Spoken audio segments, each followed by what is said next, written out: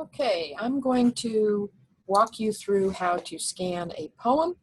I'm going to be using a poem, a sonnet by John Keats, which is using some of the same methods that Keats uses in this sonnet I've assigned to you for your scansion exercise.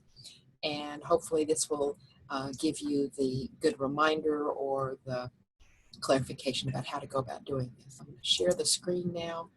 Hopefully this poem will come up. Okay, the poem is When I Have Fears by John Keats. It is a sonnet. You can expect that a sonnet will have iambic pentameter, that it will be 14 lines, typically in either 3 quatrains and a couplet, or an octave and a sestet. And that structure from section to section, as well as the internal structure of the poem, will all be used by the poet to help make meaning. One of the reasons why it's so important to study this with Romantics is because they were very carefully trained in this, and they knew what they were doing. They knew how meter worked and how historically it had been marshaled for making meaning and feeling and also uniqueness in poetry. So I'm going to read it not heavily accented, which would be, I think that I shall never see a poem lovely as a tree, but rather just accentual, exaggerated accentual syllabic meter. But I'm going to read it in what we call rhetorical meter, which is reading for the rhetoric, the argument, the meaning of the lines according to punctuation. Underneath that will be accentual syllabic meter, quietly sort of working like a heartbeat or a drum beat. And then we'll go back in after I do that. We'll parse it as far as its sections go, and then also talk about how the meter is working line by line. Okay, so I'm going to read it now with rhetorical meter.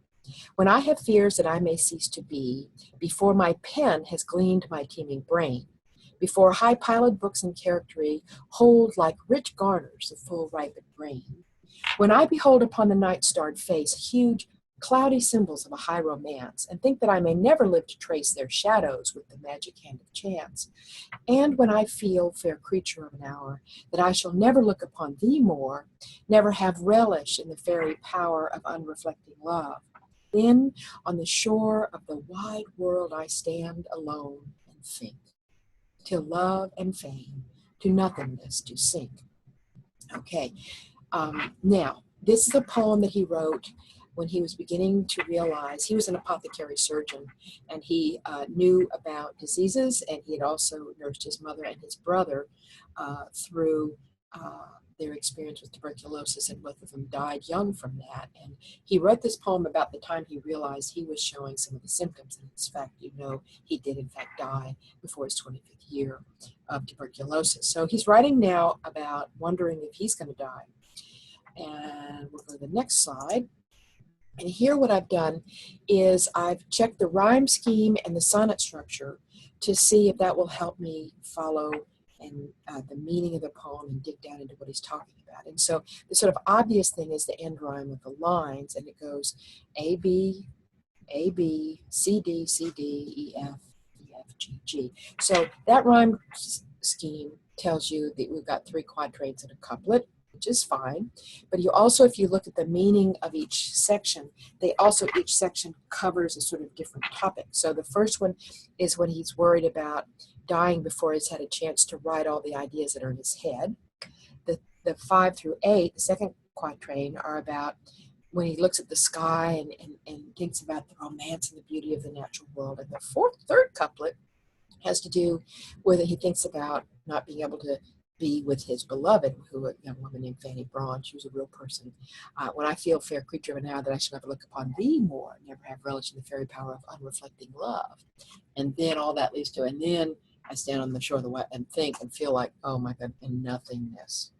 So clearly he's used the structure of the poem and the rhyme scheme to build that sort of feeling. Now, the next thing I'm going to do in the next slide, it will advance for me. Let's see if we can get it to advance. Oh, slides.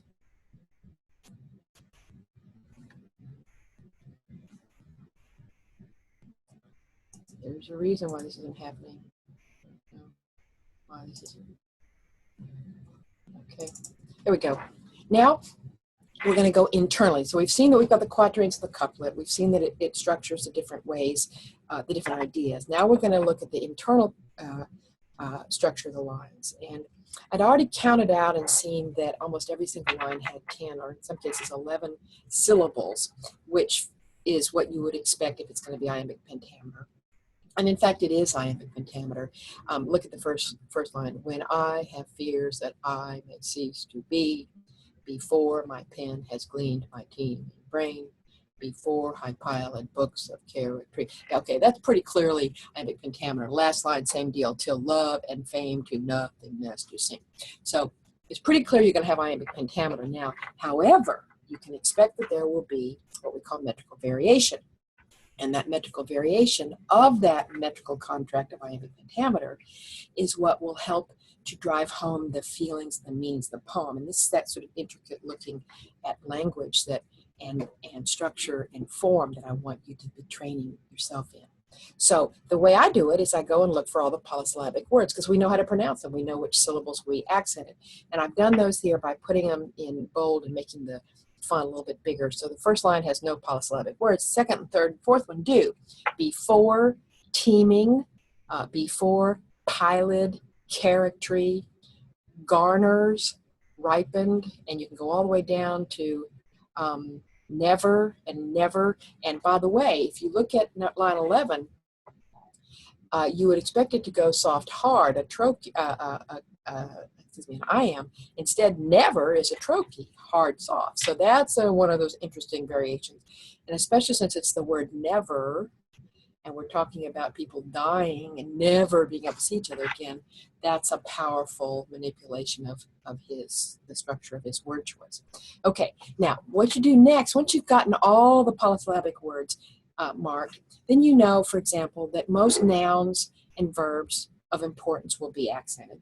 And most simple, like an and the will not be, most times prepositions will not be also. And so then you kind of piece it together the way you would do with a, like a crossword puzzle where you fill in some of the blanks and you begin to say, oh, this is the pattern. And so, like I said before, in the first line, even though you don't have anything marked there, I, fears, I, cease, and be. Those are pretty important words. It makes sense that they would be accented. And the next line, before my pen has gleaned my teeming brain. All of those seem to be important words as well. So you do that. Now in the last syllable, in the last slide, what I've gone ahead and done here is I've scanned it and marked in yellow the probable metrical variations. And in all those lines, I think that the metrical variation is in service of feeling or meaning. So you'll see the first three lines, pretty regular, and then you get to line 4, hold like rich garners their full ripened grain. If you tried to say that like iambic pentameter, it would be hold like rich garners the full ripe, and that it doesn't work that way. Really, if you think about the rhetorical meaning, he's saying that he's hoping that his books will hold like rich garners the full ripened grain. And so rich garners and full ripened, you feel like you have to have two accented syllables right next to each other because of the richness and the full ripeness of those things. In the second quatrain, you'll see line 6, you go huge cloudy symbols of. I don't think so. Bowls and of are soft, and I think what you have is sort of a skipping across what we call a pyrrhic foot, where you have two unaccented syllables. It kind of leads to emphasizing the word high romance. Huge cloudy symbols of a high romance. And you have the same thing in line 8. They're shadows with the magic hand of chance. And so you have that sort of lilting, skipping into accenting one syllable and leaving the other two soft before. I think you have the same thing going on in line 9, fair creature of an hour.